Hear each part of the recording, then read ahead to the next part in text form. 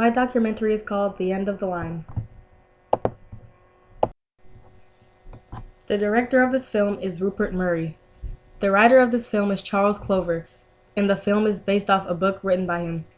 In this film, Rupert Murray is researching about the effects that overfishing has on the world.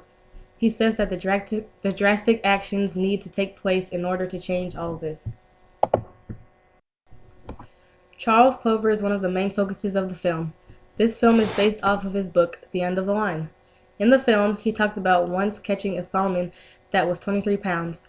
He was proud of it until he found out it was one of the last to be caught there. He wondered why fewer of them were coming back, and he wanted to figure out why. The waters in northern Canada used to have a lot of codfish, so many that it was said that you could walk across their backs on the water. Since there was so much codfish, communities always fished there. As time passed, technology started advancing and catches started to increase. In 1992, codfish were almost fished out of existence. 40,000 people lost their jobs. Cod was the reason people from UK and Europe migrated to Canada. Today, codfish are still endangered. After the collapse of codfish, scientists started to investigate what has been happening to fish all over the world. In 2001, the total world catch was increasing dramatically. Scientist Daniel Pauly was asked to investigate this. Pauly found out that China was catching a lot of fish. He found out that this wasn't possible and that Chinese communist officials were lying about the amount of fish they caught. So the world catch was actually decreasing. For the last 3,000 years, fishermen have expected giant bluefin tuna to migrate from the Atlantic to the Mediterranean Sea. Every spring, fishermen set up a trap to catch these fish. They were once able to catch thousands of bluefin, but over the last 10 years, catches have declined by 80%. Bluefin is one of the most iconic fish in the sea.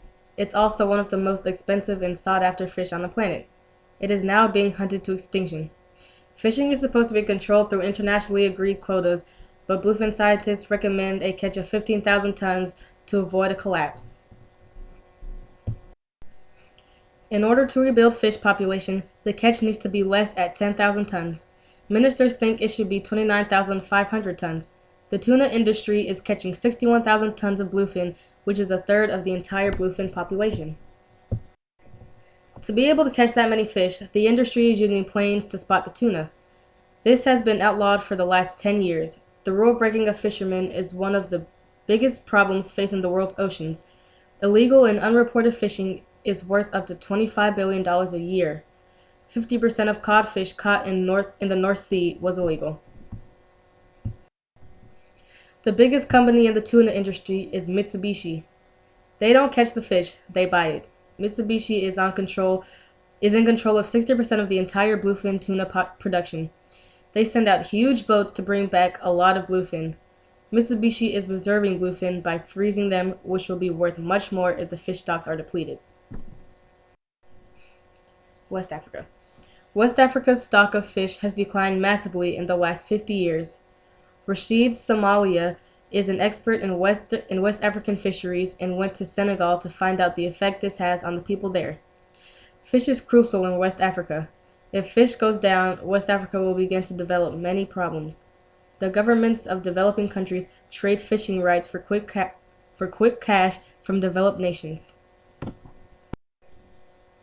This picture here is showing how fish have depleted since 1950. And researchers predict that by 2048, there will be no more fish left in the sea. Fish farming is the process of using wild fish to feed farmed fish. People see this as an answer to the problem facing our ocean, but it kills more than it produces. More and more fish are now being farmed. Anchovies are ground up for fish meal to feed fish and other animals around the world. The more fish farming we do, the less we have. On average, 5 kilos of anchovies only make 1 kilo of salmon. So what can we do? Marine reserves are areas of the world's oceans where commercial fishing is completely banned.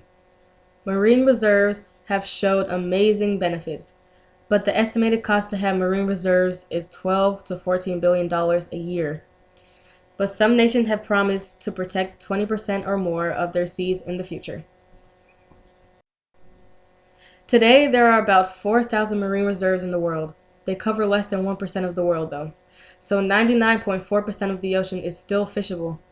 But marine reserves alone will not solve the problem of emptying sea. Consumers need to change their eating habits, and the global fishing industry has to abide by the rules and reduce its capacity. And these are my sources.